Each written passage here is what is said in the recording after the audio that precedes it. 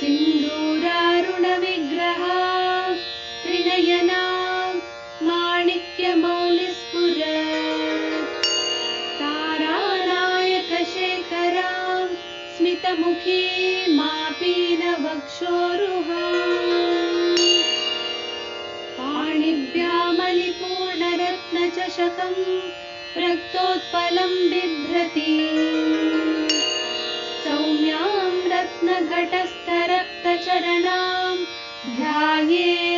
ಹೇಗೆ ಪ್ರತಿಯೊಂದು ಗಿಡ, ಪ್ರತಿಯೊಂದು ಮರ ಅದು ಅದರ ಒಳಗೆ ಸೂಕ್ಷ್ಮ ರೂಪವಾಗಿ ಅದೇ ತತ್ವ, ಅದೇ ಧರ್ಮ ಹರಿತಾ ಇರುತ್ತೆ. ಅದನ್ನ ನಾವು ದಾಸವಾಳ ಅಂತ, ಮಲ್ಲಿಗೆ ಅಂತ, ಸಂಪಿಗೆ ಅಂತ, ಜಾಜಿ ಯಾವುದನ್ನೇ ಕರಿತೇವಲ್ಲ, ಹೇಗ್ ಕರಿತೇವೆ? ಹೂ ಬಿಡಕ್ಕೂ ಮುಂಚೆ ಕರಿತೇವೆ. ಅದರ ಧರ್ಮ ಅದರ ಒಳಗೆ ಆಮೂಲಾಗ್ರ ಹರಿತಿರುತ್ತೆ. ಕಾಣುತ್ಯೋದು ಇಲ್ಲ, ಆದರೆ ಅದು ಸೂಕ್ಷ್ಮ ರೂಪದಲ್ಲಿ ಇರುತ್ತೆ. ಹಾಗೆ ಸೂಕ್ಷ್ಮ ರೂಪದಲ್ಲಿ ತಾಯಿ ಪ್ರತಿಯೊಂದರೊಳಗೂ ಕೂಡ ಇದ್ದುಕೊಂಡು ತಾನು ಎಲ್ಲದರ ಒಂದು ಸಂರಕ್ಷಣೆಯನ್ನ ಮಾಡ್ತಾ, ಎಲ್ಲದರ ಧರ್ಮವನ್ನ ಪಾಲಿಸ್ತಾ, ಅದಕ್ಕೆ ಅದದ ಧರ್ಮ ಕೊಟ್ಟಿರೋಳು ಅವಳೆ. ಅಂದ್ರೆ ಇದನ್ನ ಜಾಜಿ ಅನ್ನುವುದಾಗಿ, ಇದನ್ನ ಮಲ್ಲಿಗೆ ಅನ್ನುವುದಾಗಿ, ಅದನ್ನ ಸಂಪಿಗೆ ಅನ್ನುವುದಾಗಿ, ಇದನ್ನ ಮಾವು, ಇದನ್ನ ಬೇವು, ಇದೆಲ್ಲ ಒಂದು ತತ್ವಗಳನ್ನ ಕೊಟ್ಟಿರೋಳು ಅವಳೆ. ಅದೇ ಧರ್ಮ. ಆ ಧರ್ಮದೊಡಗೂಡಿ ಇದೆ, ಆದರೆ ಆ ಧರ್ಮ ವ್ಯಕ್ತವಾಗಿ ಕಾಣಲ್ಲ, ಸೂಕ್ಷ್ಮ ರೂಪದಲ್ಲಿ ಇದೆ. ಹಾಗಿರುವ ಆ ಸೂಕ್ಷ್ಮ ರೂಪದಲ್ಲಿದ್ದುಕೊಂಡು ವಿಶ್ವಾದ್ಯಂತದಲ್ಲಿ ತನ್ನ ಒಂದು ಸ್ವರೂಪವನ್ನ ವಿವಿಧ ಭಾವಗಳಲ್ಲಿ ಇಟ್ಟು ಅವುಗಳ ರಕ್ಷಣೆಯನ್ನ ಮಾಡ್ತಾ ಇರುವ ದೇವಿಯನ್ನ ಸೂಕ್ಷ್ಮ ರೂಪಿಣಿ ಅನ್ನುವುದಾಗಿ ನೋಡ್ಕೊಂಡಿದ್ವಿ. ಈಗ ನಮ್ಮ ಶರೀರದ ಒಳಗೆ ಇರುವಂಥ ಜ್ಞಾನೇಂದ್ರಿಯಗಳು, ಆ ಜ್ಞಾನೇಂದ್ರಿಯಗಳನ್ನಾದರೂ ನೋಡ್ತೇವೆ, ಅದು ಕೆಲಸ ಮಾಡುವ ಕ್ರಮ ಕಾಣಲ್ಲ, ಯಾವ ಯಂತ್ರಕ್ಕೆ ಅದು ದೊರಕಲ್ಲ. ಹಾಗೆ ಜೀರ್ಣಾಂಗ, ಪಚ ಎಲ್ಲ ಅಂಗಗಳ ಕೆಲಸ ಸೂಕ್ಷ್ಮ ರೂಪದಲ್ಲಿ ಏನ್ ನಡೀತಾ ಇದೆ, ಆ ಎಲ್ಲ ರೂಪದಲ್ಲಿರುವ ತಾಯಿ ನಮ್ಮನ್ನ ಏನಾಗಿ ಇಟ್ಟಿದ್ದಾಳೆ? ವಜ್ರಕಾಯವಾಗಿ ಮಾಡಿ ಇಡೋದಕ್ಕೆ ಸಹಾಯಕಳಾಗಿದ್ದಾಳೆ ಅನ್ನೋದನ್ನ ನಾವು ಹೋದ ಇದರಲ್ಲಿ ನೋಡಿದ್ವಿ. ಆದ್ರಿಂದ ಅವಳು ವಜ್ರೇಶ್ವರಿ. ಇಲ್ಲಿ ವಜ್ರೇಶ್ವರಿ ಅನ್ನುವಾಗ ಭಂಡಾಸುರ ಎಲ್ಲರ ಮೇಲೆ ಯುದ್ಧ ಸಾರಿದ್ದು ನಮಗೆ ಗೊತ್ತಿದೆ. ಅವನು ಎಲ್ಲರನ್ನ ಒಣಗಿಸಿ ಹಾಕಿಬಿಟ್ಟ. ಅವನು ಯುದ್ಧ ಮಾಡೋ ಕ್ರಮನೂ ನೋಡಿದ್ದೇವೆ.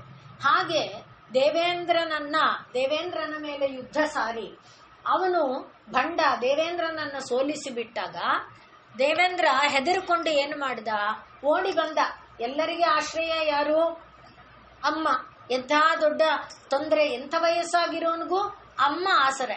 ಹಾಗೆ ದೇವೇಂದ್ರ ಓಡಿ ಬಂದವನು ನಾವು ತಾಯಿಯ ಶ್ರೀಮನ್ ನಗರ ನೋಡಿದ್ದೇವೆ, ಎಷ್ಟು ಪ್ರಾಕಾರಗಳಿದೆ ಅಂತ. ಅದರಲ್ಲಿ 11ನೆಯ ಪ್ರಾಕಾರ. ಮತ್ತೆ ನಾವು ಹಿಂದೆ ಮೊನ್ನೆ ತಾನೇ ಹೇಳಿಕೊಂಡಿದ್ದೇವೆ, ಅಂದ್ರೆ ಈಗ ಹತ್ತಿರದಲ್ಲಿ ಒಂದೊಂದು ಪ್ರಾಕಾರದ ನಡುವೆ ಒಂದೊಂದು ನದಿ ಹರಿಯುತ್ತೆ, ಒಂದೊಂದು ಇದು ಇದೆ ಅಂತ ಹೇಳಿ. ಹಾಗೆ ಈ 11ನೆಯ ಮತ್ತು 12ನೆಯ ಪ್ರಾಕಾರ, ಅದರ ಮಧ್ಯದಲ್ಲಿ ಹರಿಯುತ್ತಿರುವ ನದಿಯ ಹೆಸರು ವಜ್ರ ಅಂತ. ಆ ನದಿಯ ಒಳಗೆ ಇವನು ಬಚ್ಚಿಟ್ಕೊಂಡಿದ್ದಾನೆ. ಯಾರು? ಇಂದ್ರ. ಅಮ್ಮನ ಆಶ್ರಯವನ್ನ ಬಯಸಿ.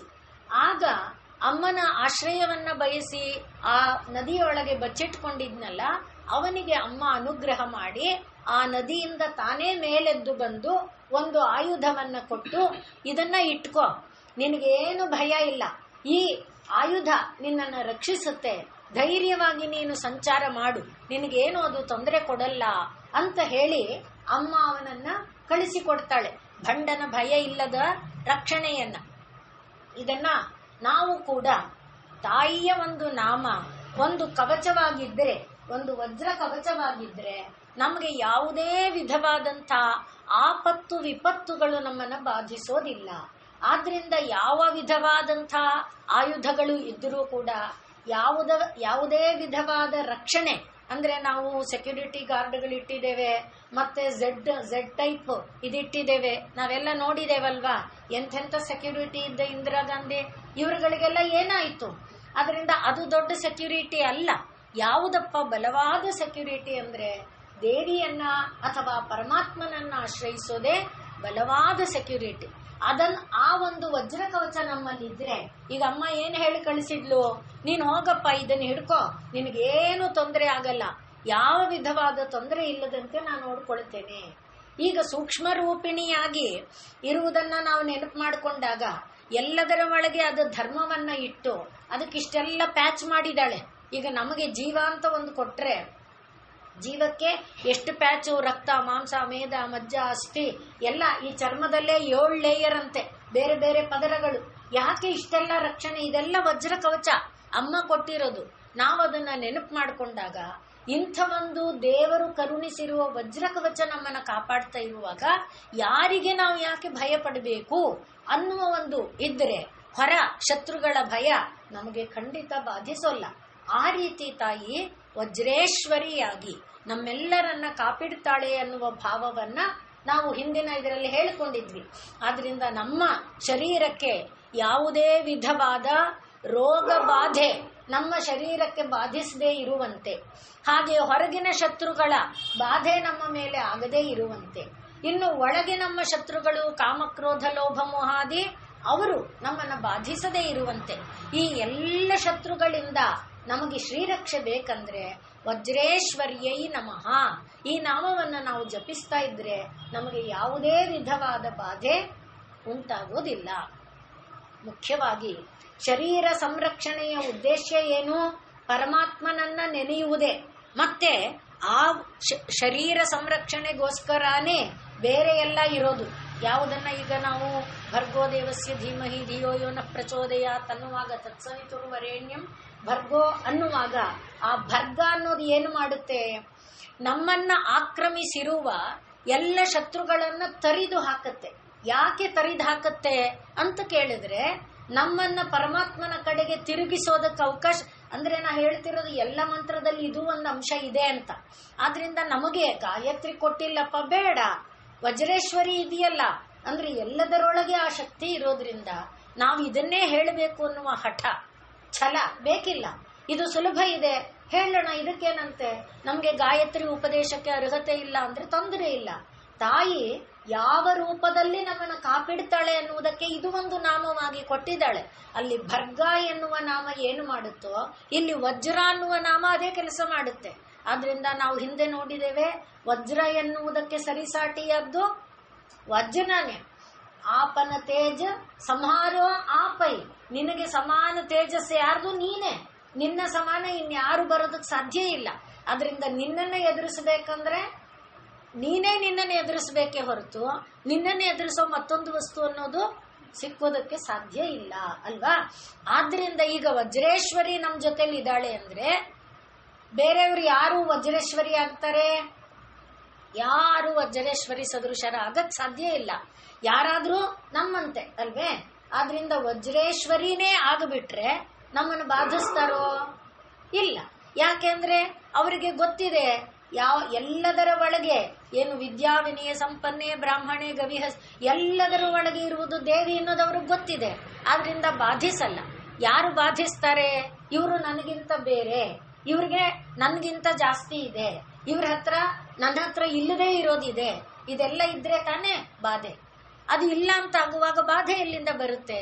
ಆದ್ರಿಂದ ಯಾರು ವಜ್ರೇಶ್ವರಿನೇ ಆಗ್ಬಿಟ್ಟಿದ್ದಾರೆ ಅವರು ಬಾಧಿಸಲ್ಲ.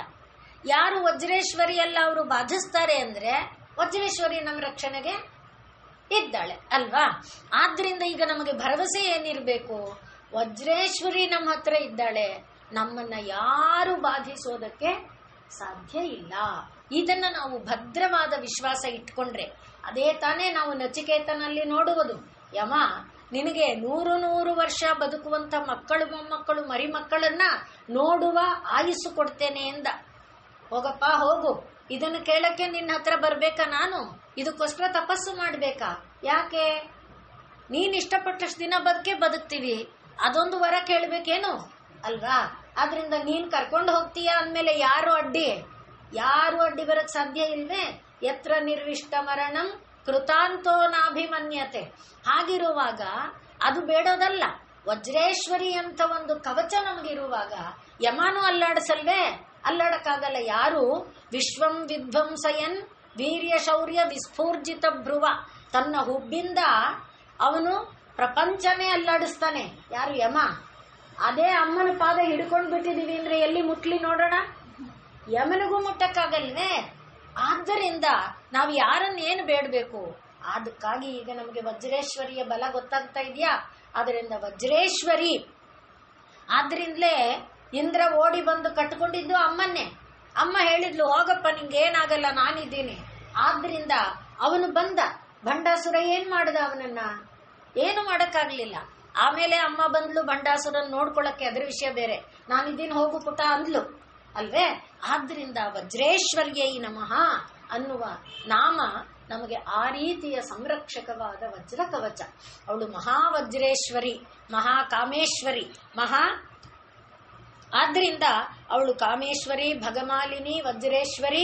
ಇದೆಲ್ಲ ಎಲ್ಲಿ? ಬಿಂದುವಿಂದ ತ್ರಿಕೋಣದ ಒಳಗೆ ಇರುವ ದೇವತೆಗಳು. ಅದನ್ನೇ ಈಗ ನಾವು ಮೇಲಿಂದ ಒಳಗೆ ಬಂದಾಗ 11 ದಾಟಿ 12ನೆಯ ಒಂದು 11, 12 ಪ್ರಾಕಾರಗಳ ಮಧ್ಯದಲ್ಲಿರುವ ದೇವಿ. ಆದ್ರಿಂದ ಆ ದೇವಿ ನಮ್ಮನ್ನ ಕಾಪಿಡ್ತಾಳೆ ಎನ್ನುವ ಪೂರ್ಣ ಭರವಸೆಯೊಡನೆ ನಮಗೆ ಬಾಧೆ ಇದ್ರೆ ಅಮ್ಮ ಅಂತ ಕೂಗಿದ್ರು ಸಾಕು. ಅಮ್ಮನನ್ನ ಬಿಟ್ಟು ಅಮ್ಮ ಅಂತ ಕೂಗಿದ್ರೆ ಅಮ್ಮನಿಗೆ ನನ್ನ ವಜ್ರೇಶ್ವರಿ ಅಂತ ಕರೀಲಿಲ್ಲ, ನಾನು ಕಾಪಾಡಲ್ಲ ಅನ್ನಲ್ಲ ಅಮ್ಮ. ಅಮ್ಮ ಅಂತ ಕೂಗಿದ ತಕ್ಷಣ ಅಮ್ಮ ಯಾವಮ್ಮನೂ ಹಾಗೆ ಮಾಡ್ತಾಳೆ ತಾನೆ, ಏನೋ ತೊಂದ್ರೆ ಹೋಗೋ ಅನ್ನಲ್ಲ. ಆದ್ರಿಂದ ಅಮ್ಮ ಅಂತ ಕೂಗಿದ ತಕ್ಷಣ ಓಡೇ ಬರ್ತಾಳೆ. ಆದ್ರೆ ವಜ್ರೇಶ್ವರಿಯೇ ನಮಃ ಅಂತ ಒಂದು ಪೃಥಕ್ ನಾಮ ಕೊಟ್ಟಿರೋದ್ರಿಂದ ನಮಗೆ ಸಾಧ್ಯ ಆದ್ರೆ ಕೂಗೋಣ, ಇಲ್ಲ ಅಂದ್ರೆ ಅಮ್ಮ ಅಂತ ಕೂಗಿದ್ರೆ ಅಮ್ಮ ಕಾಪಿಡ್ತಾಳೆ. ಈಗ ಅಲ್ಲಿನ ನದಿಯ ವರ್ಣನೆ ಇದೆಲ್ಲ ಇದರೊಳಗೆ ಬರುತ್ತೆ ನಮಗೆ. ಯಾವುದು ಶ್ರೀಮನ್ನಗರದ ವರ್ಣನೆ ಬರುವಾಗ ಅಲ್ಲಿ ಸದಾ ಹರಿತಿರುತ್ತಂತೆ. ಇದು ಸದಾ ಪ್ರವಹಂತಿ ತಟಿನಿ ವಜ್ರಾಭಿದ. ವಜ್ರ ಎನ್ನುವ ನದಿ ಸದಾ ಹರಿತಾ ಇರುತ್ತೆ. ಅದು ಹೇಗೆ ಅಂದ್ರೆ ಚಟುಲೋರ್ಮಿ ಜಾಲ, ಸದಾ ಚಲಿಸ್ತಾ ಇರುವಂತ ಅಲೆಗಳಿಂದ ಕೂಡಿರುವ ನದಿಯಾಗಿ ಇದೆ. ಅಲ್ಲಿ ಇನ್ನೇನಿದೆ? ಕಲಹಂಸಗಳಿದೆ. ಅಲ್ಲಿ ಕಲಹಂಸಗಳ ನಾದ ಇದೆ. ಅಂಥ ಒಂದು ಇದರೊಳಗೆ ವಜ್ರ ಎನ್ನುವ ನದಿಯೊಳಗೆ ಆಶ್ರಯವನ್ನ ಪಡ್ಕೊಂಡಾಗ ದೇವಿ ಏನ್ ಮಾಡಿದ್ಲು? ಅಲ್ಲಿಂದ ತಾನು ಮೇಲೆದ್ದು ಬಂದ್ಲು. ಆದ್ರಿಂದ ಅವಳಿಗೆ ವಜ್ರೇಶ್ವರಿ ಅಂತ ಹೆಸರು. ಅಷ್ಟೇ ಅಲ್ಲದೆ ವಜ್ರ ಪ್ರದಾನ ತೋಷಿತ, ಇಂದ್ರನಿಗೆ ವಜ್ರ ಎನ್ನುವ ಆಯುಧವನ್ನ ಕೊಟ್ಟು ನೀನು ಹೋಗು ಅಂತ ಹೇಳಿದ್ಲು. ಆಗ ತ್ರಿದಶ ವಿನುತ ಸ್ತುತ, ಯಾರು ಯಾರು ದೇವತೆಗಳೆಲ್ಲ ಅಲ್ಲಿದ್ರು ಅವರೆಲ್ಲರಿಂದ ಸ್ತೋತ್ರ ಮಾಡಲ್ಪಟ್ಟಳು. ಆದ್ರಿಂದ ಅವಳು ವಜ್ರೇಶ್ವರಿ. ಈಗ ಮುಂದಿನದು ವಾಮ ದೇವಿ. ಯಾವ ದೇವಿ? ವಾಮ ಅಂದ್ರೆ ಸುಂದರ ಅಂತ ಅರ್ಥ. ನಮ್ಮಲ್ಲಿ ಸಂಸ್ಕೃತದಲ್ಲಿ ವಾಮ ಅಂತ ಸುಂದರ ಸ್ತ್ರೀಯರಿಗೆ ಕರೀತಾರೆ. ರಾಮ ಅಂದ್ರು ವಾಮ ಅಂದ್ರು ಸುಂದರವಾದ ಸ್ತ್ರೀ. ಈಗ ವಾಮದೇವಿ ಅಂದ್ರೆ ಅತ್ಯಂತ ಯಾರು ವಜ್ರೇಶ್ವರಿಯಾಗಿ ಬಂದ್ಲೋ, ವಜ್ರೇಶ್ವರಿ ಅಂದ್ರೆ ಏನಾಗುತ್ತೆ? ವಜ್ರ ಅಂದ್ರೆ ನಮಗೆ ಭಯ ಆಗತ್ತೆ ಅಲ್ವೇ? ವಜ್ರ ಎಂಥ ಮಹಾವಿಷ ಎಲ್ಲರಿಗೆ ಗೊತ್ತಿದೆ. ವಜ್ರದ ಒಂದೇ ಒಂದು ಸಣ್ಣ ಅಂಶ ನಮ್ಮ ಶರೀರ ಒಳಗೆ ಪ್ರವೇಶ ಮಾಡಿದ್ರು ಜೀವ ಉಳಿಯಲ್ಲ. ಅದೇ ವಜ್ರ ಹೊರಗಿದ್ರೆ ಭದ್ರ ಕವಚ. ಹೇಗಿದೆ ನೋಡಿ. ಅಂಥ ವಜ್ರೇಶ್ವರಿ ನೆನಪು ಮಾಡ್ಕೊಂಡಾಗ ಏನಾಗುತ್ತೆ? ಭಯನೂ ಹೌದು, ಆನಂದನೂ ಹೌದು. ಆದ್ರಿಂದ ವಜ್ರಾದಪಿ ಕಠೋರಾಣಿ ಮೃದೂನಿ ಕುಸುಮಾದಪಿ. ವಜ್ರದಷ್ಟು ಕಠೋರವಾಗಿದ್ರು ಹೂವಿಗಿಂತ ಮೃದು. ಹಾಗೆ ನಮ್ಮ ಶ್ರೀರಕ್ಷಣೆ ಮಾಡುವಂಥ ತಾಯಿ ಹೇಗಿರ್ತಾಳೆ? ಸುಂದರಿ. ವಾಮದೇವಿ ಸುಂದರವಾದಂಥ ಸೌಂದರ್ಯ ಇರುವ ಕಾಂತಿಯಿಂದ ಕೂಡಿರುವ ತಾಯಿ ಅವಳು ವಾಮದೇವಿ. ಇನ್ನು ವಾಮ ಅಂದ್ರೆ ಶ್ರೇಷ್ಠ ಅಂತ ಅರ್ಥ. ಆದ್ರಿಂದ ಈಗ ನಾವು ಹೇಳಿಕೊಂಡ ಮೇಲೆ ವಜ್ರೇಶ್ವರಿ ಅಂತ ಇದಕ್ಕಿಂತ ಶ್ರೇಷ್ಠ ಇನ್ಯಾವುದೂ ಇಲ್ಲ ಅನ್ನೋದು ಸಿದ್ಧ ಆಗಿದೆ. ಹಾಗಾಗಿ ತಾಯಿ ಯಾವ ದೇವತೆಗಳಿದ್ದಾರೆ ಆ ಎಲ್ಲ ದೇವತೆಗಳಲ್ಲಿ ಶ್ರೇಷ್ಠವಾದ ದೇವತೆ.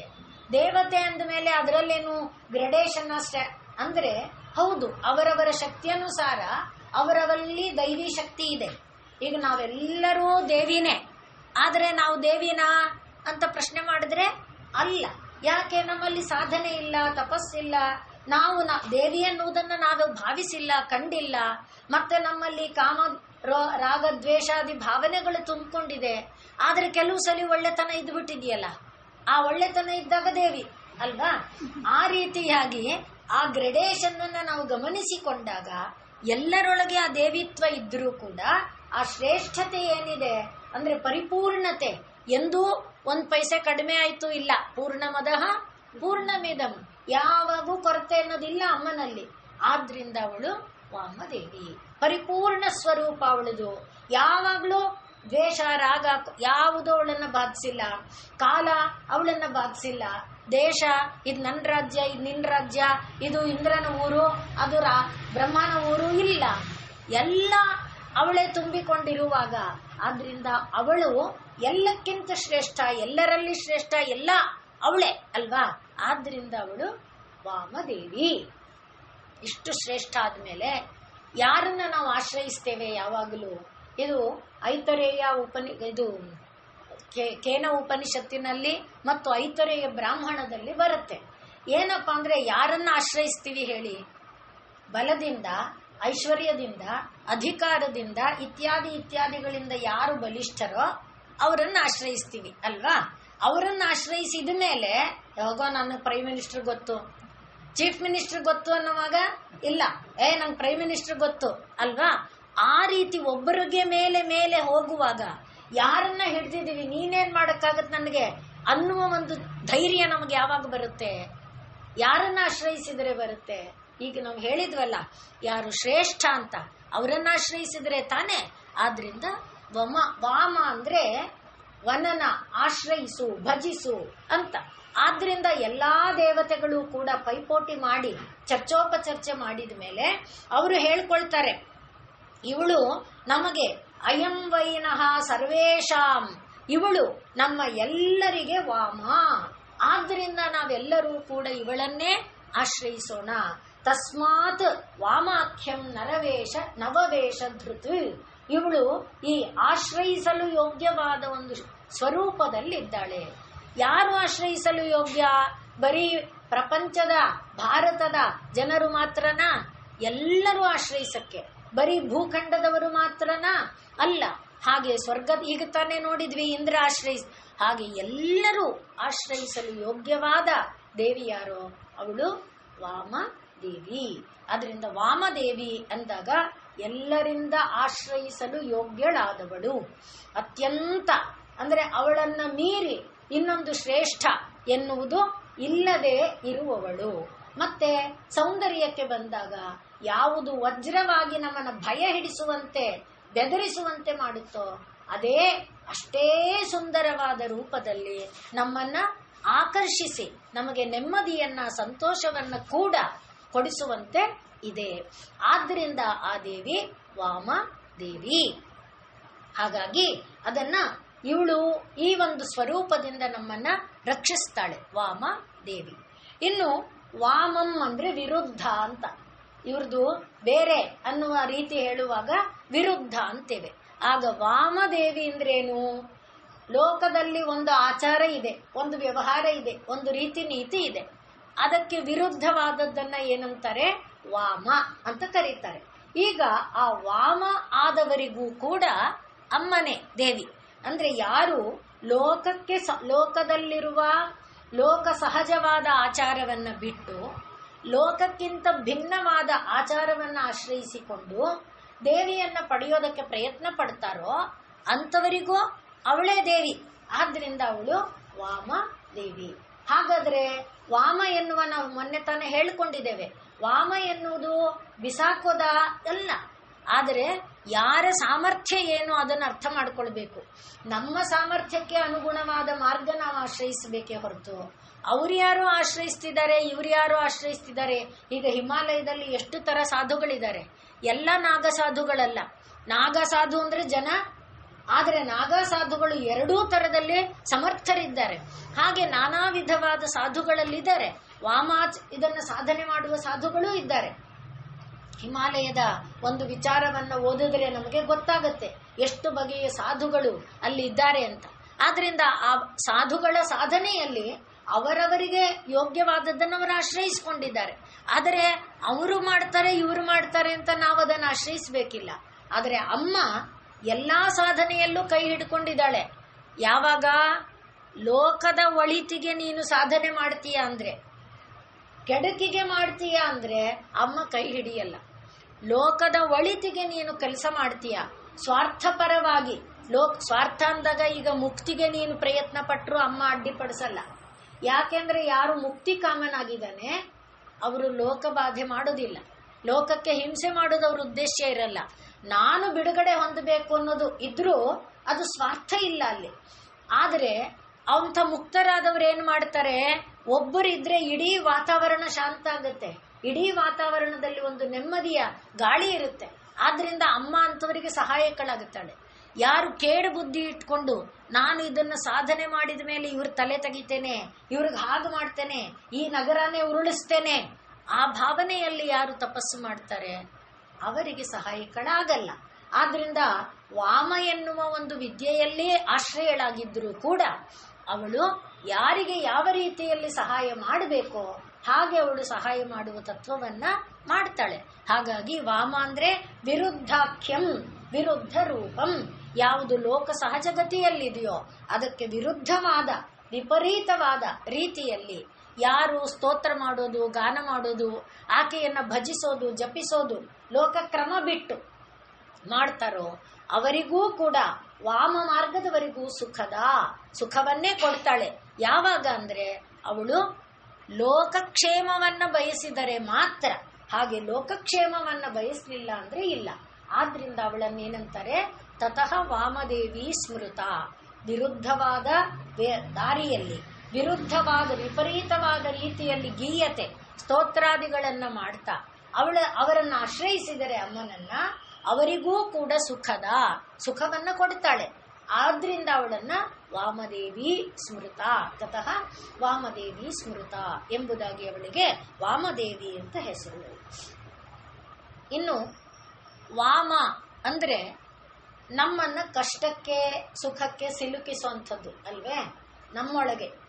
ಆದ್ರಿಂದ ಯಾವುದದು ಅಂದ್ರೆ ನಮ್ಮ ಕರ್ಮಫಲ. ನಾವು ಒಳ್ಳೇದು ಮಾಡಿದ್ರೆ ನಮ್ಮನ್ನ ಒಳ್ಳೆ ಇದಕ್ಕೆ ಸಿಕ್ಕಿಸುತ್ತೆ, ನಾವು ತಪ್ಪು ಕೆಟ್ಟದ್ದು ಮಾಡಿದ್ರೆ ನಮ್ಮನ್ನ ಕೆಟ್ಟಕ್ಕೆ, ದುಃಖಕ್ಕೆ, ನೋವಿಗೆ, ಅನಾರೋಗ್ಯಕ್ಕೆ ಇತ್ಯಾದಿಗೆ ತಳ್ಳುತ್ತೆ. ಆದ್ರಿಂದ ಈಗ ವಾಮ ಅಂದ್ರೇನು, ಕರ್ಮಫಲ ಅಂತ ಅರ್ಥ.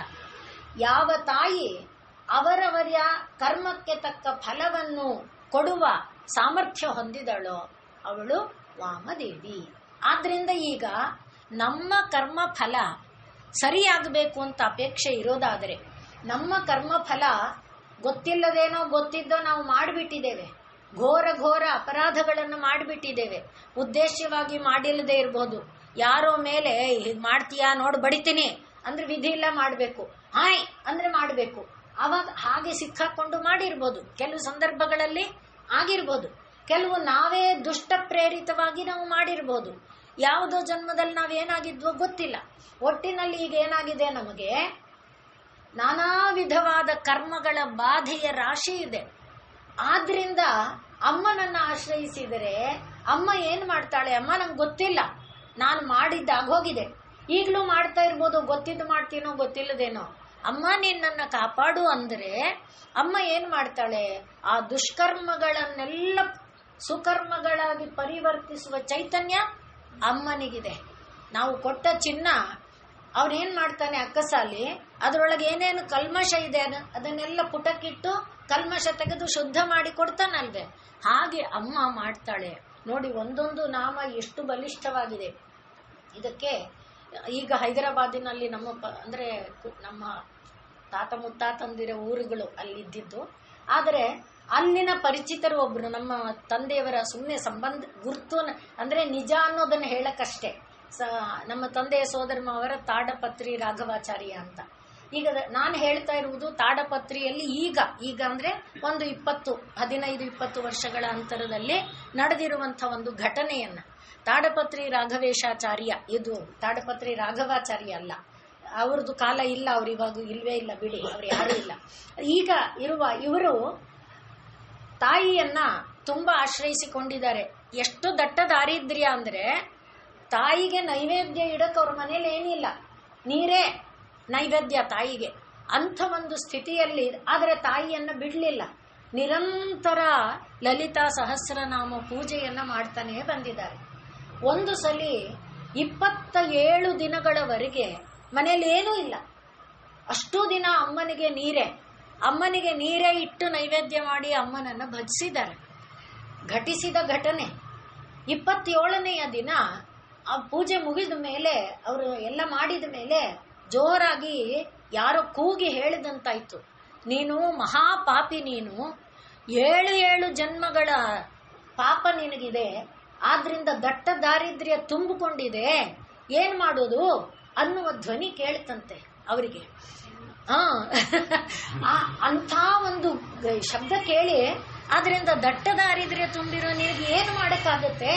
ಆದ್ರಿಂದ 27 ದಿನ ಅನ್ನ ಇಲ್ಲ, ನೀರೇ ದೇವಿಗೂ ನೈವೇದ್ಯ ಮಾಡಿದ್ದಾರೆ.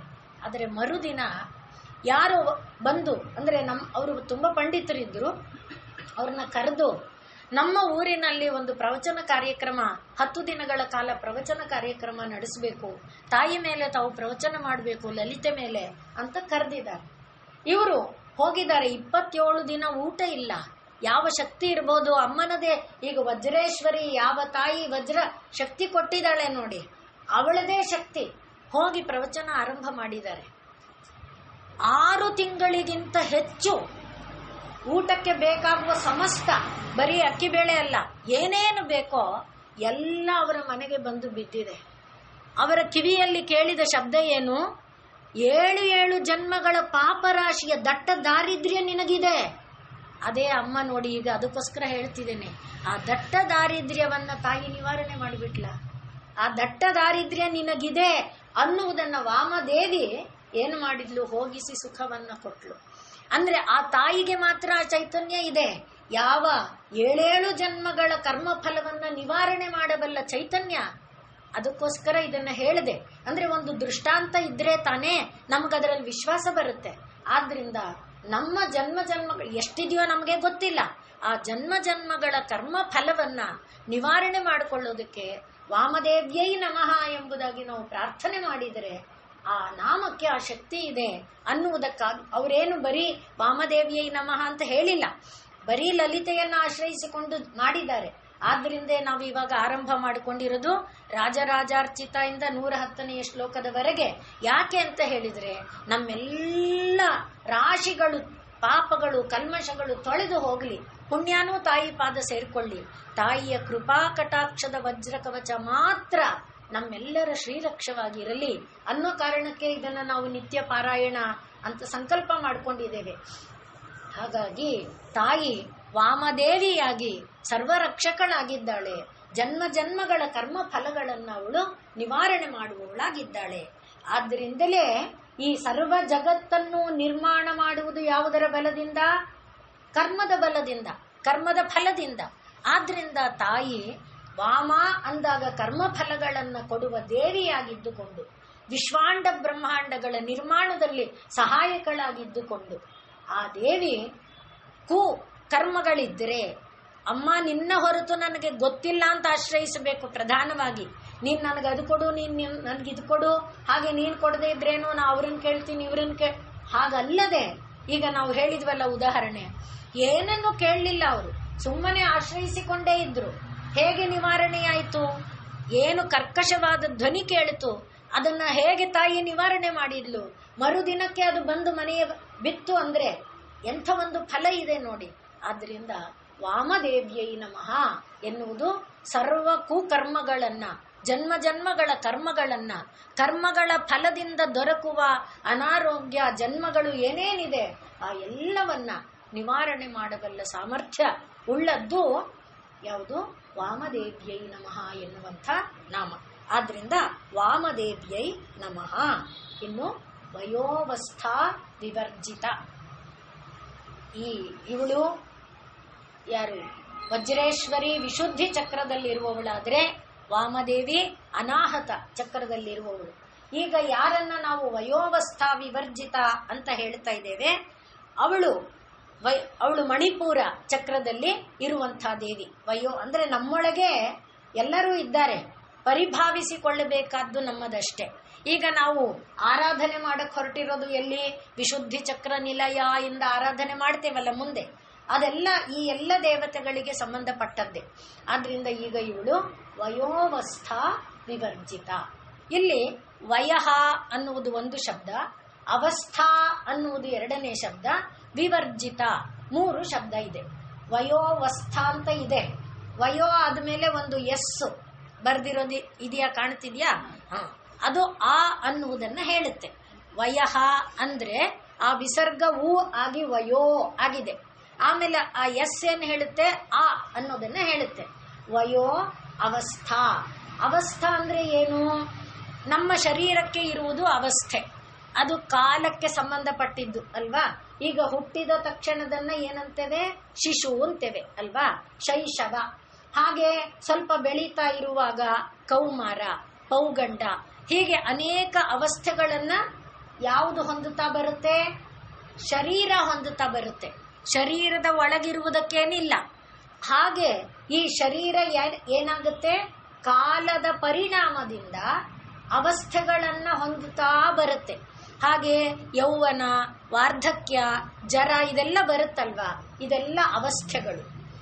ಆ ಅವಸ್ಥೆ ಯಾವುದನ್ನು ಅವಲಂಬಿಸಿಕೊಂಡಿದೆ? ವಯಸ್ಸನ್ನ ಅವಲಂಬಿಸಿಕೊಂಡಿದೆ. ಆದ್ರಿಂದ ಅದು ಕಾಲ ಅಲ್ವಾ. ವಯಸ್ಸನ್ನುವುದು ಕಾಲ. ಆದ್ರಿಂದ ಕಾಲವನ್ನಾಶ್ರಯಿಸಿ ಈ ಶರೀರ ಏನಾಗುತ್ತೆ? ಬದಲಾವಣೆಯನ್ನು ಹೊಂದುತ್ತಾ ಹೋಗುತ್ತೆ ಅಲ್ವಾ. ಅದರಿಂದಲೇ ಪುನರಪಿ ಜನನಂ ಪುನರಪಿ ಮರಣಂ ಎಂಬುದಾಗಿ ಏನಾಗುತ್ತೆ? ಹುಟ್ಟುತ್ತೆ, ಬೆಳೆಯುತ್ತೆ, ದೊಡ್ಡದಾಗುತ್ತೆ, ಪಕ್ವಗೊಳ್ಳುತ್ತೆ, ಹಣ್ಣಾಗುತ್ತೆ, ಹೋಗುತ್ತೆ. ಇದು 6. ಈ 6ನ್ನ ಹೇಳ್ತಾರೆ. ಆ 6 ಕರ್ಮಗಳಲ್ಲಿ ಅದೆಲ್ಲ ಯಾವುದರ ಮೇಲೆ ನಿಂತಿದೆ? ಈ ವಯಾವ ಮತ್ತು ಅವಸ್ಥೆಗಳ ಮೇಲೆ ನಿಂತಿದೆ. ಅಮ್ಮ ಇದಕ್ಕೆ ಬದ್ಧಳಲ್ಲ. ಯಾಕೆಂದ್ರೆ ಅವಳದು ನಮ್ಮ ತರಹದ ಶರೀರ ಅಲ್ಲ. ಮೊದಲೇ ಹೇಳಿದ್ದೇವೆ ಸೂಕ್ಷ್ಮ ರೂಪಿಣಿ. ಈಗ ಮತ್ತೆ ಹೊರಡ್ತಾ ಇದ್ದೇವಲ್ಲ, ವಿಶುದ್ಧಿ ಚಕ್ರ ನಿಲಯ, ಆರಕ್ತವರ್ಣ ಎಲ್ಲ ಹೇಳ್ತಾ ಇದ್ದೇವಲ್ಲ, ಅಲ್ಲಿ ಒಳಗಡೆ ಅವಳು ಯಾವ ರೀತಿಯಲ್ಲಿ ಸೂಕ್ಷ್ಮ ರೂಪದೊಳಗೆ ಅನಾಹತದಲ್ಲಾಗಲಿ ವಿಶುದ್ಧಿಯಲ್ಲಾಗಲಿ ಯಾವ ರೀತಿಯೊಳಗೆ ನಮ್ಮೊಳಗೆ ಕೆಲಸ ಮಾಡ್ತಾ ಇದ್ದಾಳೆ, ಆ ಸೂಕ್ಷ್ಮ ರೂಪದಲ್ಲಿರುವ ಅವಳಿಗೆ ಈ ರೀತಿಯ ಶರೀರ ಇಲ್ಲ. ರಕ್ತ ಮಾಂಸ ಮೇದ ಮಜ್ಜಾದಿ ಶರೀರ ಇಲ್ಲ. ಆದ್ರಿಂದ ಅವಳಿಗೇನಿಲ್ಲ? ಹುಟ್ಟುತ್ತಾಳೆ, ಬೆಳೀತಾಳೆ, ಪ್ರವರ್ಧಮಾನಳಾಗ್ತಾಳೆ, ಬಲಿಷ್ಠಳಾಗುತ್ತಾಳೆ. ಯಾಕೆ? ಯಾವಾಗ್ಲೂ ಹುಟ್ಕೊಂಡೇ ಇದ್ದಾಳೆ, ಯಾವಾಗ್ಲೂ ಬಲಿಷ್ಠಳಾಗೇ ಇದ್ದಾಳೆ, ಯಾವಾಗ್ಲೂ ಶಕ್ತಿವಂತಳೇ ಆಗಿದ್ದಾಳೆ. ಆದ್ದರಿಂದ ಅವಳು ವಯೋ ಅವಸ್ಥಾ ವಿವರ್ಜಿತ. ವಯಸ್ಸು ಮತ್ತು ಅವಸ್ಥೆಗಳ ಅವಳಿಗೆ ಪರಿಣಾಮ, ಪ್ರಭಾವ ಅವಳ ಮೇಲೆ ಇಲ್ಲ. ಆದ್ರಿಂದ ಈ ಮಣಿಪುರದಲ್ಲಿರುವ ಅಧಿದೇವತೆ ವಯೋವಸ್ಥಾ ವಿವರ್ಜಿತ ಆದಂತ ದೇವಿ. ಇವಳು ನ ಬಾಲ, ಇವಳು ಚಿಕ್ಕವಳಲ್ಲ. ನ ಬಾಲ ನಚ ವಯಸ್ಥ, ಯೌವನದಲ್ಲಿರುವವಳು ಅಲ್ಲ.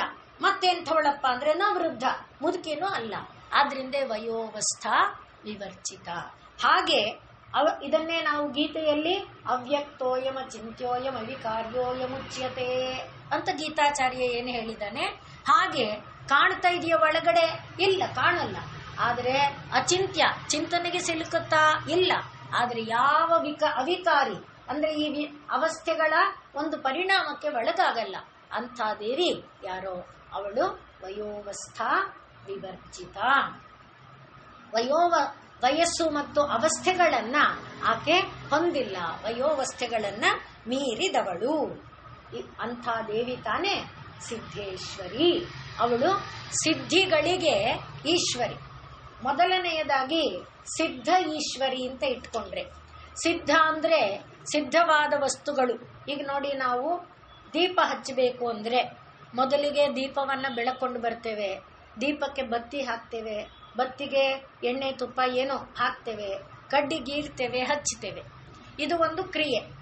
ಆಗ ಬೆಳಕು ಬಂತು. ಬೆಳಕು ಎಲ್ಲಿಂದ ಬಂತು? ಸಿದ್ಧ ಇದೆ ಅದು ಅಲ್ವಾ. ಆದ್ರೆ ನಾವು ಇದೆಲ್ಲ ಕೆಲಸ ಮಾಡಿದ್ವಿ ಅಷ್ಟೇ. ಸಿದ್ಧವಾಗಿದ್ದ ಬೆಳಕು ತಾನು ಪ್ರಕಾಶಕ್ಕೆ ಬಂತು ಅಲ್ವಾ. ಆ ರೀತಿ ಸಿದ್ಧವಾಗಿರುವಂಥ ವಸ್ತುಗಳು ಕೆಲವಿದೆ. ಯಾವ್ದು ಹೇಳಿ? ಗಾಳಿ, ಆಕಾಶ, ಭೂಮಿ, ಇದೆಲ್ಲ ರೆಡಿಮೇಡ್ ಇದೆ ಅಲ್ವಾ. ಯಾರು ತಯಾರು ಮಾಡಿದ್ವಾ? ನಾವು ಕುಟ್ಟಿ ಪಟ್ಟಿ ಮಾಡಿ ತಯಾರು ಮಾಡಿದ್ವಾ? ಈಗ ದೀಪವನ್ನ ಬೆಳಗಿದ್ವಿ, ಎಣ್ಣೆ ಇಲ್ಲ. ಹಾಗೆ ಸಿದ್ಧವಾದ ವಸ್ತುಗಳು ಯಾವುದಿದೆಯೋ, ಯಾವುದು ಪೃಥ್ವಿ, ಅಪು, ತೇಜ, ವಾಯು, ಆಕಾಶ ಇತ್ಯಾದಿ, ಆ ಎಲ್ಲಕ್ಕೆ ಈಶ್ವರಿ. ಅವಳು ಸಿದ್ಧ ಈಶ್ವರಿ, ಸಿದ್ಧೇಶ್ವರಿ. ಸಿದ್ಧವಾದ ವಸ್ತುಗಳಿಗೆ ಒಡತಿ. ಆದ್ರಿಂದ ಪಂಚಭೂತಗಳನ್ನ ತಾನು ತಯಾರು ಮಾಡಿ ಆ ಪಂಚಭೂತಗಳಿಂದ ತಾನು ನಿರ್ಮಿಸಿದ ಈ ವಿಶ್ವಾಂಡ ಬ್ರಹ್ಮಾಂಡಗಳ ಸಂರಕ್ಷಣೆಯನ್ನ ಮಾಡುವವಳಾಗಿ ಇರುವುದರಿಂದ ಅವಳು ಸಿದ್ಧೇಶ್ವರಿ. ಇದು ಮೊದಲನೇದು. ಇನ್ನು ಸಿದ್ಧಿ ಅಂದಾಗ ಜೀವನ್ಮುಕ್ತರಾಗಿರುವಂಥವರು ಅಂದ್ರೆ ಯಾವುದೇ ವಿಧವಾದ ಈ ಪ್ರಪಂಚದ ಬಾಧೆಗಳಿಂದ ನಲುಗದವರು, ಅಂದ್ರೆ ಕಷ್ಟ ಸುಖಗಳಿಗೆ ನಲುಗದೇ ಇರೋರು, ಮಾನಾಪಮಾನಗಳಿಗೆ ಹಿಗ್ಗೋದು ಕುಗ್ಗೋದು ಆಗದೇ ಇರುವವರು, ಇಂಥ ಯಾವುದನ್ನೂ ಇಲ್ಲದೆ ಹಾಯಾಗಿ ಎಲ್ಲಾ ಸಮಯದಲ್ಲಿ ಆ ದೇವಿಯ ಭಾವವನ್ನೇ ಭಾವಿಸಿಕೊಳ್ತಾ ಇರ್ತಾರಲ್ಲ ಅವರು, ಅಂಥವರಿಗೆ ಅಮ್ಮ ಈಶ್ವರಿ. ಅವರಲ್ಲಿರುವ ಸಿದ್ಧಿಗಳಿದೆಯಲ್ಲ, ಆ ಸಿದ್ಧಿಯನ್ನ ಯಾರಿಗೆ ಯಾವ ಸಿದ್ಧಿಯನ್ನ ಕೊಡಬೇಕೋ ಹಾಗೆ ಕೊಡುವವಳು. ಈಶ್ವರ ಅಂದ್ರೆ 3 ಕೆಲಸ ಮಾಡ್ತಾನೆ. ಒಂದು, ಕಂಟ್ರೋಲ್ ಮಾಡ್ತಾನೆ. ಆ ಸಿದ್ಧಿಗಳನ್ನ ಹೇಗಂದ್ರೆ ಹಾಗೆ ಬಳಸ್ಕೊಳ್ಳೋಕೆ ಕೊಡಲ್ಲ, ಯಾವಾಗಂದ್ರೆ ಅವಾಗ ಬಳಸ್ಕೊಡಕ್ಕೆ ಕೊಡಲ್ಲ, ಎಷ್ಟು ಬೇಕೋ ಅಷ್ಟನ್ನ ಕೊಡ್ತಾನೆ. ಅದು ಕಂಟ್ರೋಲ್ ಅಂದ್ರೆ. ಹಾಗೆ ಈಶ್ವರ ಅಂದಾಗ ನಿಯಮನ ಮಾಡೋದು ಒಂದು. ಮತ್ತೆ ಈಗ ಸಿದ್ಧಿ ಕೊಟ್ಟಿದ್ದಾಳೆ, ಯಾರ್ಯಾರೋ ಸಿದ್ಧರಿದ್ದಾರೆ, ನಮಗೆ ಗೊತ್ತಿರುವಂಥವ್ರು ಬೇಕಾದಷ್ಟು ಜನ ಇದ್ದಾರೆ. ಮತ್ತೆ ಹೇಳಿದ್ನಲ್ಲ, ಹಿಮಾಲಯದ ಕೃತಿಗಳನ್ನ ಯಾವುದಾದ್ರೂ ಓದಿ ಅಲ್ಲಿ ಕಂಡವರು ಈಗಲೂ ಕೂಡ ಕಂಡವರು ಬಂದು ಹೇಳ್ತಾರಲ್ಲ, ಎಂಥೆಂಥ ಸಾಧುಗಳು, ಏನೇನು ಸಿದ್ಧಿಯನ್ನ ಪಡೆದ ಸಾಧುಗಳಿದ್ದಾರೆ ಅಂತ. ಆ ಸಿದ್ಧಿಗಳನ್ನ ಅವರ ಒಳಗೆ ಉಳಿಸ್ಬೇಕಲ್ವಾ? ಅದರಿಂದ ಸಿದ್ಧಿ ಪಡೆದಿದ್ರೆ ಸಿದ್ಧಿಯನ್ನ ದಾನ ಕೊಡುವವಳು ಅಮ್ಮ, ಕೊಟ್ಟ ಸಿದ್ಧಿಯನ್ನ ರಕ್ಷಿಸುವವಳು ಅಮ್ಮ, ಅವರದನ್ನ ದುರುಪಯೋಗ ಮಾಡಿಕೊಳ್ಳದಂತೆ ಕಂಟ್ರೋಲ್ ಮಾಡುವವಳು ಅಮ್ಮ. ಹಾಗಾಗಿ ಈಶ್ವರಿ ಅಂದ್ರೆ ನಿಯಮನ, ಪಾಲನ, ದಾನ, ಅಥವಾ ದಾನ, ಪಾಲನ, ನಿಯಮನ ಅಂದ್ರೆ ಗ್ರೇಡ್ ತಗೊಂಡ್ರೆ ಕೊಡುವವಳು, ಕೊಟ್ಟಿದ್ದನ್ನ ರಕ್ಷಿಸುವವಳು, ರಕ್ಷಿಸಿದ್ದನ್ನ ಉಳಿಸಿ ಅವರದನ್ನು ಸರಿಯಾಗಿ ಉಪಯೋಗ ಮಾಡಿಕೊಳ್ಳುವಂತೆ ಮಾಡುವವಳು. ಆದ್ರಿಂದ ಅಮ್ಮ ಸಿದ್ಧೇಶ್ವರಿ. ಅವರವರ ಸಾಧನೆಗೆ ತಕ್ಕ ಫಲವನ್ನ ಕೊಟ್ಟು, ಸಿದ್ಧಿಯನ್ನ ಕೊಟ್ಟು, ಅವುಗಳನ್ನ ರಕ್ಷಿಸಿ, ಅವುಗಳನ್ನ ಸರಿಯಾಗಿ ಉಪಯೋಗ ಮಾಡಿಕೊಂಡು, ಮೊದಲೇ ಹೇಳಿದ್ದೇವೆ, ಲೋಕದ ಉಪಕಾರವನ್ನ ತಾಯಿ ಬಯಸ್ತಾಳೆ. ಯಾಕೆ? ತಾನು ಸೃಷ್ಟಿ ಮಾಡಿದ ಜೀವದ ಪ್ರತಿ ಜೀವದ ರಕ್ಷಣೆ ತನ್ನದು ಅನ್ಕೊಂಡಿದ್ದಾಳೆ. ಅದನ್ನೇ ಕನಕದಾಸರು ಹುಟ್ಟಿಸಿದ ದೇವರೇ ಹೊಣೆಗಾರನಾಗಿರಲು. ನಮಗೆ ವಿಶ್ವಾಸ ಇಲ್ಲ ಅಷ್ಟೇ, ಆದ್ರಿಂದ ನಾವು ಭಯ ಪಡ್ತೇವೆ, ಆದ್ರಿಂದ ಕಂಗೆಡ್ತೇವೆ, ಆದ್ರಿಂದ 10 ಬಾಗಿಲು ಕುಟ್ಟುತ್ತೇವೆ. ನಂಬಿಕೆ ಇದ್ರೆ ದೇವರು ಕಾಪಾಡ್ತಾನೆ. ಯಾವ ತರ ಕಾಪಾಡ್ತಾನೆ ಅದ್ರ ಬಗ್ಗೆ ಯೋಚನೆ ಮಾಡ್ಬೇಕಿಲ್ಲ. ಮೊನ್ನೆ ಗ್ರೂಪ್ ಅಲ್ಲಿ ಪ್ರೀತಿ ಹಾಕಿದಾರಲ್ಲ ನೋಡಿ, ಏನೋ ಗಂಟಲು ಕ್ಯಾನ್ಸರು, ಅದರಲ್ಲಿ 8ನೇ ಅಧ್ಯಾಯದ ಕೊನೆ ಶ್ಲೋಕ ಪಾರಾಯಣ ಮಾಡು ಹೋಗು ಅಂತ ಹೇಳಿದ್ರು. ಆ ಗುರುಗಳದ್ದು ತುಂಬಾ ಇದೆ. ಯಾರೋ ಒಂದು ಸಭೆಯಲ್ಲಿ, ಗುರುಗಳ ಸಭೆಯಲ್ಲಿ ಬಂದು ಕೂತಿದ್ದಾರೆ ಗುರುಗಳು ಪ್ರವಚನ ಮಾಡುವಾಗ. ಅವರು ಒಂದು ದಂಪತಿಗಳನ್ನ ನೋಡಿದ್ರು. ನೋಡಿ ಪ್ರವಚನ ಆದ್ಮೇಲೆ, ಪ್ರವಚನ ಮುಗಿದ ಮೇಲೆ ಅವ್ರನ್ನ ಬರಹೇಳಪ್ಪ ಅಂತ ಶಿಷ್ಯನಿಗೆ ಹೇಳಿದ್ರು. ಅವರು ಬಂದ್ರು. ಅವರ ಜೊತೆಯಲ್ಲಿ ಒಂದು ಹುಡುಗ ಇದ್ದಾನೆ. ಅವನು 18 ವಯಸ್ಸು ಅಥವಾ 20 ವಯಸ್ಸಿನ ಹುಡುಗ ಇದ್ದಾನೆ. ಈ ದಂಪತಿಗಳಿಗೆ ದುಃಖ, ಮುಖದ ತುಂಬ ದುಃಖ ತುಂಬಿದೆ. ಅವರೇ ಹೇಳಿದ್ರು, ನಿನ್ನ ದುಃಖಕ್ಕೆ ಕಾರಣ ಇವನು ಮಾತಾಡಲ್ಲ ಅಂತ ತಾನೇ. ಗುರುಗಳು ಇವ್ರ ಹತ್ರ ಏನು ಅವ್ರು ಹೇಳಿಲ್ಲ, ಸಭೆಯಲ್ಲಿ ಬಂದು ಕೂತಿದಾರಷ್ಟೇ. ಅವರೇ ಕರೆದು, ಇವನು ಮಾತಾಡಲ್ಲ ಅನ್ನೋದು ತಾನೇ ನಿನ್ನ ದುಃಖಕ್ಕೆ ಕಾರಣ. ಸುಂದರಕಾಂಡದ ಈ ಅಧ್ಯಾಯವನ್ನು ಇಷ್ಟು ದಿನ ಪಾರಾಯಣ ಮಾಡಿ ಹೋಗ್. ಹಾಗೆ ಅವ್ರು ಹೇಳ್ತಾ ಇದ್ದಿದ್ದ ಕ್ರಮ ಅದೇ ತರ. ಅಂದ್ರೆ ಈಗ ನಾವು ಇದಕ್ಕೂ ಸಿದ್ಧಿ ಇದೆ ಅನ್ನೋದಕ್ಕೆ 8ನೇ ಅಧ್ಯಾಯದ ಕೊನೆ ಶ್ಲೋಕ ಪಾರಾಯಣ ಮಾಡಪ್ಪ. ನೋಡಿ 48 ದಿನ ಪಾರಾಯಣ ಮಾಡುವವಳಿಗೆ ಎಲ್ಲಿ ಅಂದ್ರೆ ಇದೆಲ್ಲ ಆ ಸಿದ್ಧಿಯನ್ನ ಆ ಶ್ಲೋಕದಲ್ಲಿ ಯಾರಿಟ್ಟಿದ್ದಾರೆ? ಪ್ರತಿ ಅಕ್ಷರದಲ್ಲಿ. ಈಗ ನಾವು ಹೇಳಿದ್ವಿ, ವಜ್ರೇಶ್ವರಿ ಅಂದ್ರೆ ನಮ್ಮ ಕಾಯ ವಜ್ರ ಆಗುತ್ತೆ, ವಾಮದೇವಿ ಅಂದ್ರೆ ನಮ್ಮ ಕುಕರ್ಮಗಳು ಹೋಗುತ್ತೆ. ಯಾರು ಅದರಲ್ಲಿ ಇಟ್ಟಿರೋದು? ಆ ಶಕ್ತಿ ಇಟ್ಟಿರೋದು ಯಾರು? ಅಮ್ಮ. ಆ ಸಿದ್ಧಿಯನ್ನ ಆ ನಾಮದಲ್ಲಿ, ಆ ಅಕ್ಷರದಲ್ಲಿ ತುಂಬಿರುವವಳು ಅಮ್ಮ. ಸಿದ್ಧಿ ಇಟ್ಟ ಮೇಲೆ ಅದನ್ನ ಕಾಪಾಡುವವಳು ಅಮ್ಮ. ಅದನ್ನ ನಾವು ಹೊಂದುವಂತೆ ಮಾಡುವವಳು ಅಮ್ಮ. ಇದು ಈಶ್ವರಿ ಅಂದ್ರೆ ಆ ಎಲ್ಲ ಶಕ್ತಿ ಇದೆ. ಆದ್ರಿಂದ ನಮಗೆ ಬೇಕಾದ್ದೇನು? ವಿಶ್ವಾಸ. ಈ ನಾಮದಲ್ಲಿ ಈ ಶಕ್ತಿಯನ್ನ ಅಮ್ಮ ಇಟ್ಟಿದ್ದಾಳೆ. ಇದನ್ನ ನಾನು ಹೇಳಿದರೆ ನನಗೆ ಒಳ್ಳೇದಾಗತ್ತೆ, ಇದರಿಂದ ನಾನು ಉದ್ಧಾರ ಆಗುತ್ತೇನೆ. ಹಾಗೆ ನಾವು ವಿಠ್ಠಲ ನಾಮದ್ದು ಕೇಳಿದ್ದೇವೆ, ಇಲ್ಲೇ ಇದೇ ಸಭೆಯಲ್ಲೇ ಹೇಳ್ಕೊಂಡಿದ್ದೇವೆ. ವಿಠ್ಠಲ ವಿಠ್ಠಲ ವಿಠ್ಠಲ ವಿಠ್ಠಲ ಹೇಳ್ತಾ ಏನು ಬ್ಲಾಕೇಜ್ ಇತ್ತು ಅದು ತನ್ನಿಂದ ತಾನೇ ಹೋಯ್ತು.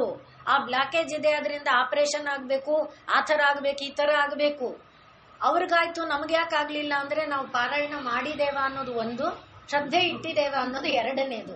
ಅದು ಎರಡು ಇದ್ರೆ ಫಲ ಸಿಕ್ಕದೇ ಇರೋದಕ್ಕೆ ಸಾಧ್ಯ ಇಲ್ಲ.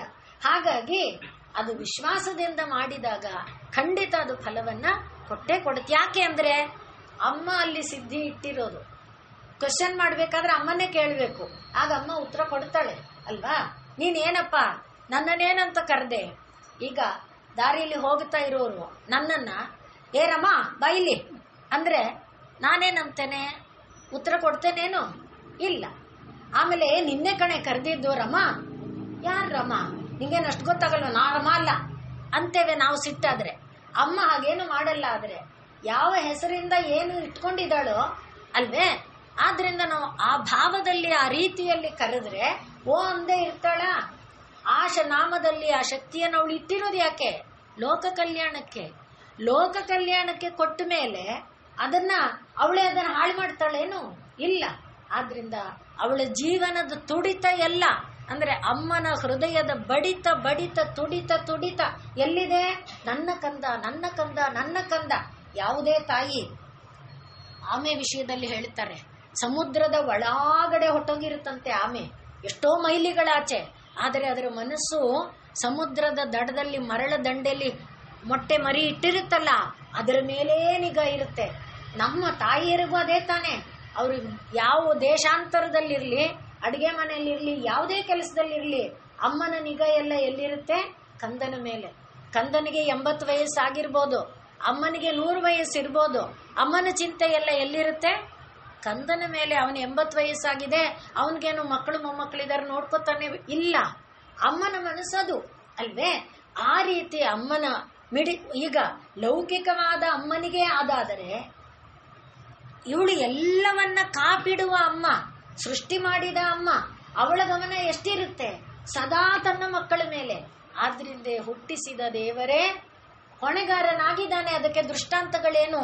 ಕಲ್ಲು ಬಂಡೆ ಒಳಗಡೆ ಕೂತಿರುವ ಕಪ್ಪೆಗೆ ಆಹಾರ ಕೊಟ್ಟವ್ರು ಯಾರು? ಕಾಡಿಗೆ ತಗೊಂಡು ಬಂದು ನೀರು ಗೊಬ್ಬರ ಎಲ್ಲ ಸುರಿದವ್ರು ಯಾರು? ಅಲ್ವೇ. ಆದ್ರಿಂದ ಅದನ್ನ ನಾವು ಭರವಸೆಯಾಗಿ ಇಟ್ಕೊಂಡಾಗ ನಮಗೆ ಭೀತಿ ಕಾಡಲ್ಲ. ಆ ರೀತಿಯಲ್ಲಿ ನಾಮಗಳಲ್ಲಿ ಅಕ್ಷರಗಳಲ್ಲಿ ಅಮ್ಮ ಅಮೃತವನ್ನ ತುಂಬಿಟ್ಟಿದ್ದಾಳೆ, ಶಕ್ತಿಯನ್ನ ತುಂಬಿಟ್ಟಿದ್ದಾಳೆ, ಸಿದ್ಧಿಯನ್ನ ತುಂಬಿಟ್ಟಿದ್ದಾಳೆ. ಆ ಸಿದ್ಧಿಯನ್ನ ವಿಶ್ವಾಸ ಇಟ್ಟು ಭಜಿಸಿದಾಗ ಆ ಸಿದ್ಧಿಯನ್ನ ದಾನ ಪಾಲನ ನಿಯಮನ ಮಾಡಿಟ್ಟಿದ್ದಾಳೆ. ಆದ್ರಿಂದ ಅವಳು ಸಿದ್ಧೇಶ್ವರಿಯಾಗಿ ನಮಗೆ ಆ ಸಿದ್ಧಿಗಳನ್ನು ಕರುಣಿಸ್ತಾಳೆ. ಒಂದಲ್ಲ ಎರಡಲ್ಲ, ನಾನಾ ವಿಧವಾದ ಸಿದ್ಧಿಗಳು, ಅಷ್ಟಸಿದ್ಧಿ. ಆದ್ರಿಂದ ಅಷ್ಟಸಿದ್ಧಿ ನವನಿಧಿಗೆ ದಾತ. ಆ ಅಷ್ಟಸಿದ್ಧಿಗಳಿಗೂ ಕೂಡ ಕೊಡುವ ಸಾಮರ್ಥ್ಯ ಇರುವವಳು. ಅಷ್ಟ ಅಲ್ಲ, ಹಿಂದೆ ನಾವು ಹೇಳ್ಕೊಂಡಿದ್ದೇವೆ ಎಷ್ಟು ಸಿದ್ಧಿಗಳಿದೆ ಅಂತ. ಆ ಸಿದ್ಧಿಗಳನ್ನ ಪತಂಜಲಿಗಳು ಯೋಗ ಸೂತ್ರದಲ್ಲಿ ಪಟ್ಟಿ ಮಾಡಿದ್ದಾರೆ. ಯಾವ ಸಿದ್ಧಿ ಆಗಬೇಕಾದ್ರೂ ಕೊಡುವ ಚೈತನ್ಯ ಪರಮಾತ್ಮ ಚೈತನ್ಯ ಒಂದೇ.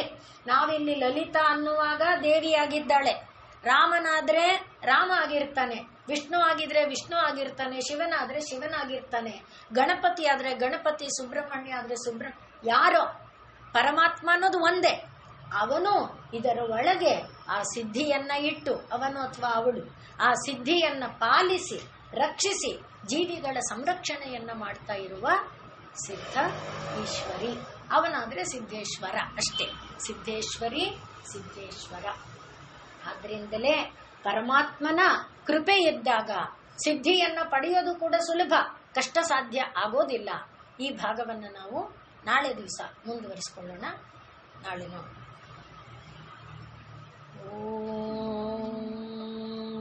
ಪೂರ್ಣಮದ ಪೂರ್ಣಮಿದಂ ಪೂರ್ಣಾತ್ ಪೂರ್ಣಮುದಚ್ಯತೆ ಪೂರ್ಣಸ್ಯ ಪೂರ್ಣಮಾದಾಯ ಪೂರ್ಣಮೇವಾವಶಿಷ್ಯತೆ.